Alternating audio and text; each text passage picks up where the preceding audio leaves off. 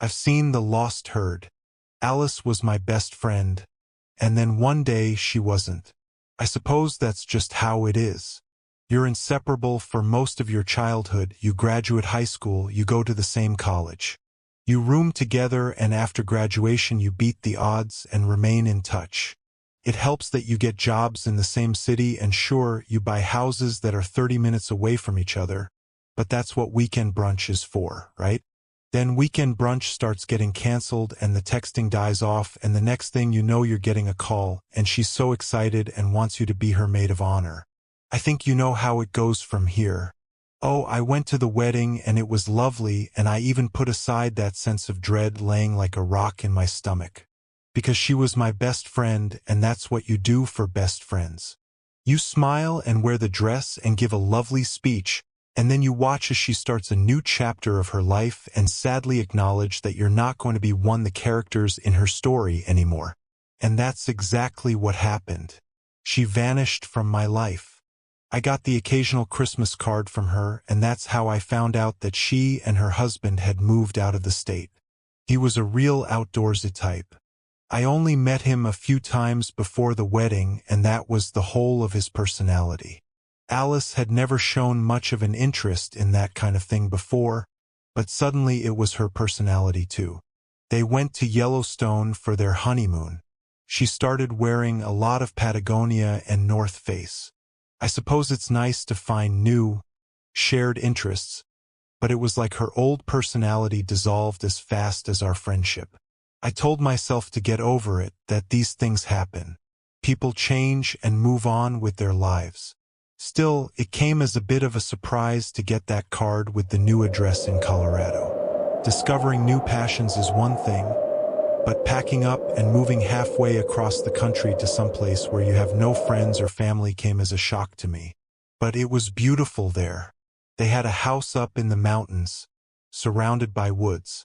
I saw the pictures that Alice posted on Instagram. Photos of the pronghorn and the elk. Snow-covered trees in the winter. One year, she posted a photo of a whole herd of elk bedded down in their backyard, hunkering underneath the pines to wait out a snowstorm.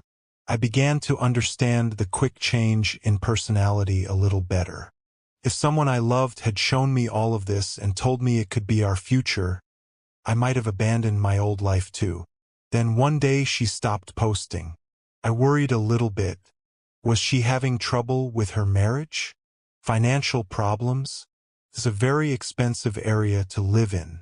I kept an eye on her Instagram and other social media, but all I saw was the occasional comment on someone else's post.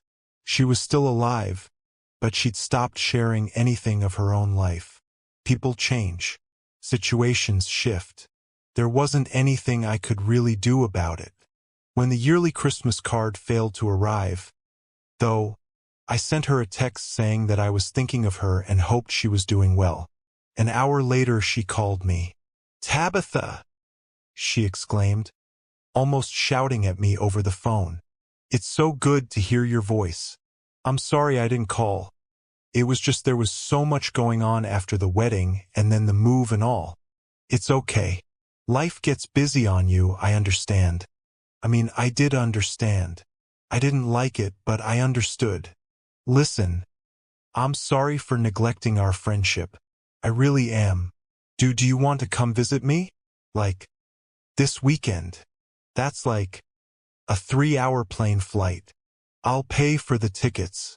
It can be a, I'm sorry, I'm a bad friend gift." I hesitated because even with the offer of a free trip, that's a lot to drop on someone. Just pack up and leave in a few days? I mentally ran through my checklist of what I needed to do around the house. I needed groceries, but I supposed if I was leaving town that could wait. Then Alice whispered please over the phone. It was the desperation in her voice that convinced me. Suddenly, her silent Instagram account began to make sense. Something was wrong. And maybe we weren't best friends anymore, and flying halfway across the country on a moment's notice wasn't really something estranged friends did. But I felt I owed it to her. For all the years we had been friends. So I let her pay for the tickets, and less than 24 hours after that phone call, I was boarding a plane to Colorado. The plane flight was rough. It had snowed in Colorado the day before, and our flight path took us around the edge of the departing storm front. It made for gorgeous scenery, though, when the plane landed. I had never seen the Rocky Mountains before, and I was stunned by their majesty. When the highway curved around and they lay before me on the horizon, their snow-capped peaks shone against the gray sky. They were the only thing on the horizon because, of course, they were. Nothing else could rival them. I couldn't help but be excited, despite the strangeness of Alice's request that I visit. Alice's house was nestled in the foothills. I drove the rental through winding roads that curved alongside the edge of the mountainsides, drawing me steadily higher into the mountains. The roads were clear, but everything else was coated with a few inches of snow, still pristine and glittering in the subdued sunlight. I found myself wishing Alice had picked me up so that I could look at the scenery instead of the road. But I'd insisted on getting a rental because if this visit turned sour, I wanted a way to leave on my own power. She hadn't mentioned her husband yet. I assumed he was gone and they were in the throes of a messy divorce. Alice's house was a modest ranch tucked up above the main road. I zigzagged up the long drive before pulling onto the gravel driveway and stopping the car. Alice was waiting on the front porch when I got out. She half raised her hand in greeting as I got my bags out of the car. "Thanks for coming," she said. I've got a guest room for you." I scanned the exterior. It was a lovely house, well maintained. I asked how they got it, and Alice told me that it was the summer home for Daniel's parents.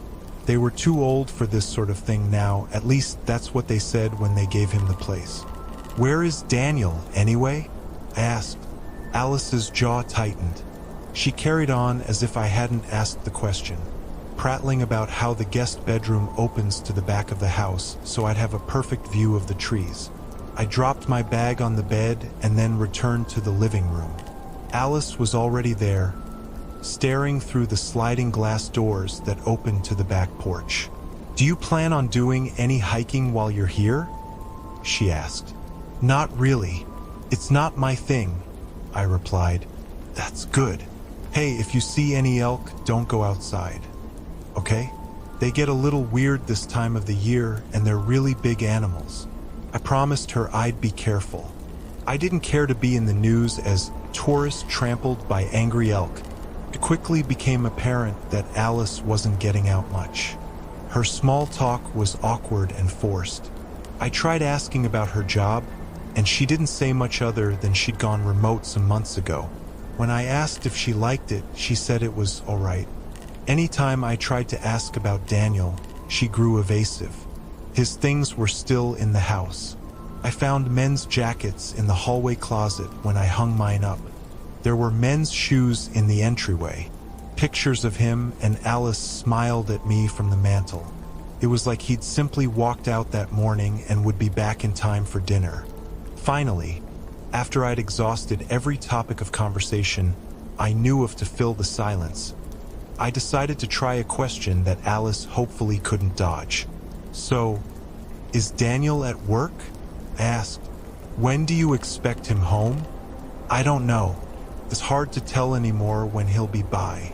Maybe this evening. Could be tomorrow. Any day now, really." It seemed weird to me that she wouldn't know this. "Is he traveling for work?" "Yeah." She stared out the window at the trees past the porch, cupping her hot tea in her hands. It felt like she wasn't there anymore, that any words I'd say would just echo in the empty house. The silence was getting to me. I wasn't used to this much quiet. No cars, no neighbors, no dogs barking. I didn't know how Alice stood it. Maybe nothing was wrong. Maybe Daniel was just traveling a lot lately and Alice was lonely. I'd lose my mind if I was trapped out here with nothing but the faint breeze stirring the trees for company. "Hey, how about I go into town and pick up groceries for dinner?" I suggested. "I can cook us something." I'd had a peek at the fridge earlier. It was nearly empty, but the freezer was packed with microwave meals. "Oh, sure. That'd be nice," she said. "Do you want to come?" "No, I should stay here in case Daniel gets home." So 30 minutes of driving later, I found myself in a small grocery store with wooden floors and only 5 aisles. Their selection was surprisingly good for such a small store, however, and I settled on a couple of steaks and some potatoes. As I approached the checkout, I found a couple locals engaged in a hushed, anxious conversation. "I think they're coming," the woman was saying. "Could be as early as this evening." "Did you see them?" the cashier asked. "No, but I was just at the bakery and Grace said she heard them pass by her house this morning. Grace likes to stir up drama." "Yeah, but they're due any day now." Their conversation trailed off as I approached. I put my items on the counter and the cashier rang me up. The woman hovered nearby, politely waiting for me to leave before they resumed their discussion. I wanted to confront them about it and demand to know what was going on, but I supposed I could always ask Alice. She'd lived here long enough. She might know what they were talking about, and that way I'd avoid a conversation with people I didn't know. I did pause at the exit to the store, rummaging in my purse as if I had forgotten something. The locals hadn't resumed their debate on whether or not Grace was trustworthy. Instead, the cashier had abandoned his post and was now hastily lowering all the blinds in the store. He was doing so with a strange urgency, running from window to window, and no one in the store seemed surprised by his frantic haste. "Hey Alice, I'm back," I yelled as I entered the house. "I got a steak. We can't use the grill." Her reply was so immediate and curt that it made me pause. "Sure," I said.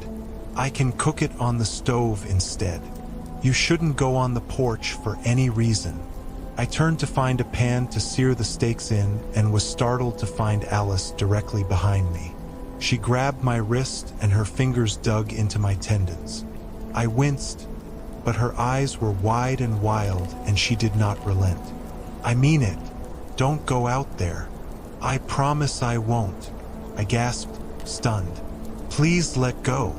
She released me and stumbled back, startled by her own actions. She stared at her hands for a moment in confusion, then hastily turned her back. She seemed so different with her shoulders hunched and her head down. I felt like I didn't know her anymore. What had happened here? "I heard some people talking in the store," I said tentatively. "They said something was coming?" "Something is coming.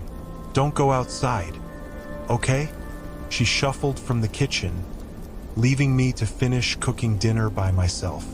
The sun was setting by the time we sat down to eat.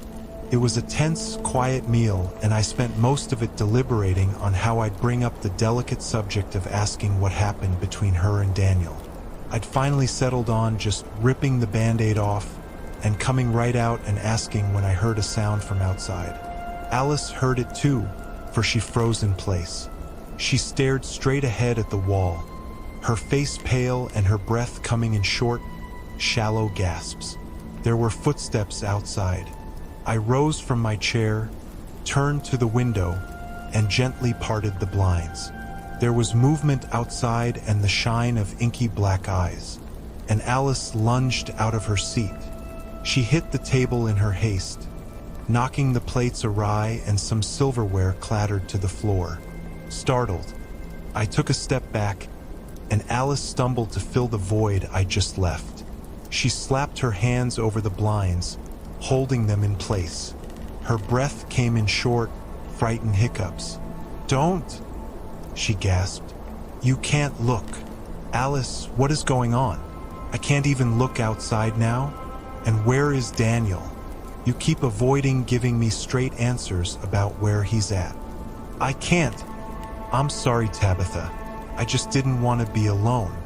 It's been a year dash." She crumpled into her seat, sobbing. I seized the opportunity and parted the blinds again just enough for a quick look outside. A herd of elk were shambling past, walking slowly through the trees behind the house. A large herd, arrayed in a long line. It reminded me of train cars. Their fur was ragged and bare in spots. Their ribs showed underneath their coats. They walked with their heads drooping and their eyes shone in the moonlight. I dropped the blinds and sat down next to my weeping friend. "It's been a year since what?" I asked. "Since Daniel left." I know how that sounds, but it wasn't his fault. They called to him. That's why we can't go outside. I looked outside just now. The only thing out there are some elk. She went pale. She grabbed my hands with her own, squeezing them tight. Her watery gaze sought my eyes and held them. Her pupils were dilated with fear. "You didn't hear anything, did you?" she whispered. "No, I hadn't. It was just some elk." But Alice wouldn't calm down, not even with my reassurances. "They come every year," she continued. "The lost herd. From before we were here, building our houses, pushing them out. That's what the locals told me when we moved here. They walk from one end of the continent to the other, back and forth, over the course of the year." The cashier closing all the blinds in the store. Alice's own shuttered house.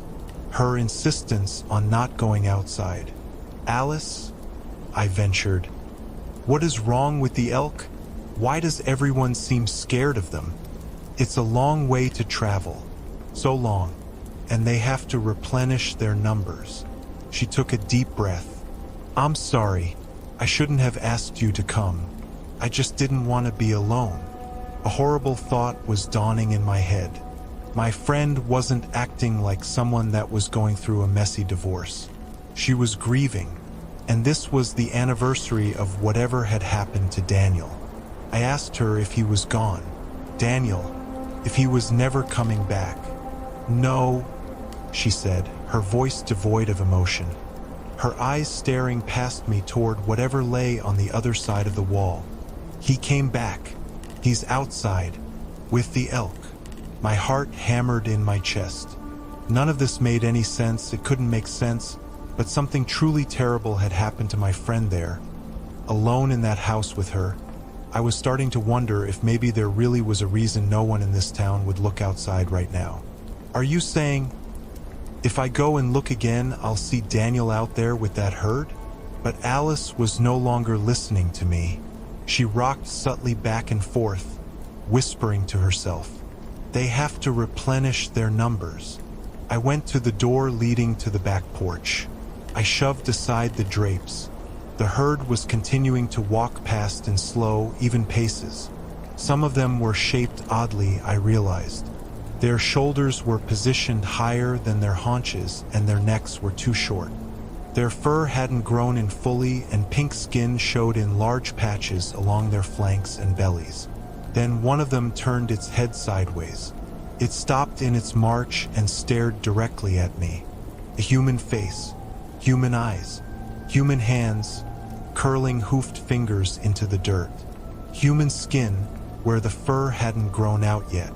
A face I saw staring at me from the photos on the walls and the mantel. Daniel. I was looking at Daniel.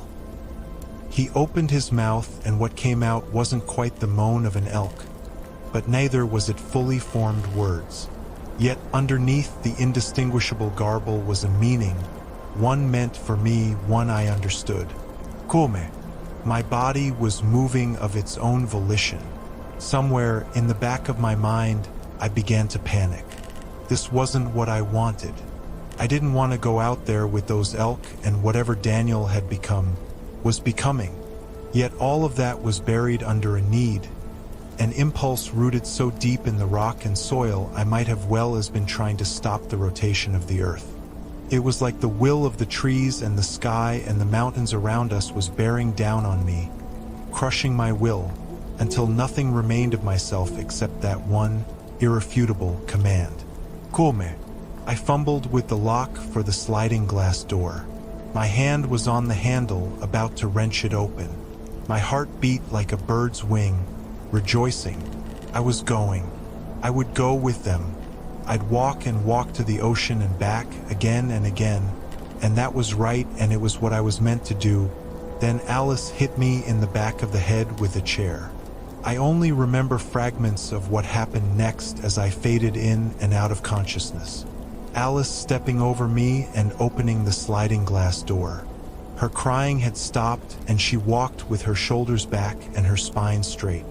It was the first time I'd seen her walk with confidence since I'd arrived. Alice, in the yard, walking with her hand on Daniel's back. Alice turning to face him, standing on tiptoes, her face raised to kiss him. Alice falling in line with the elk, taking her place behind Daniel, walking away. Then when I next woke up, they were gone and the yard was empty and quiet. I didn't know how long I'd been unconscious, but dinner was completely cold by then. The elk had left, continuing their death march to the ocean where they'd turn around and walk all the way back and to the other ocean. Again and again until they dropped of exhaustion and called someone else to replenish their numbers. 2 days ago, on the anniversary of Alice's disappearance, I returned to Colorado. I rented a cabin, and when the employee gave me the key, he warned me not to bother the elk. "Leave the blinds closed," he said. I promised I would. That night, I prepared myself. I put on a climbing harness. I tied rope between myself and several points throughout the cabin, the stove, the bed, anything that looked too heavy for me to drag with my own strength. Then, secured like the sailors of old, lashed to the wheel to combat the siren's call, I waited. They came. I heard the stamp of their hooves as they passed by. The blinds were up and the curtains were open so that I could see them clearly through the window. They shuffled by, sickly and starved, unable to stop on their endless march. I saw Daniel. His human face was gone and his hands had become hooves. Only a few patches of pink skin remained to betray the human he'd once been. Behind him walked Alice. Her human eyes were tired in her sunken face. Her human hands were cracked and coated with dried blood. Her gait was lopsided, as her hind legs weren't the same length yet. And behind her walked their child, fully elk, for sleek over its thin body, turned its head and looked at me, opened its mouth and bleated. "Come," it said.